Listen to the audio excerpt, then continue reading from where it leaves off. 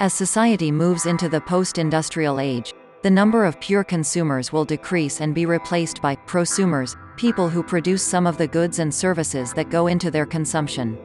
They can be found making their own clothes, growing their own food and repairing their own cars.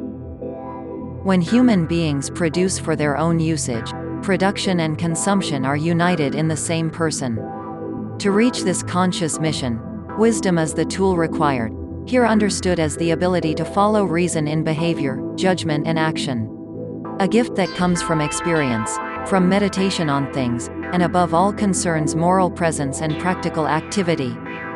Rayon, Vert and Slam Jam have joined forces to work on The Wisdom of the Third Wave, a platform which aims to investigate the role of prosumers in the context of fashion, crossing the boundaries between ready-made product and DIY approach.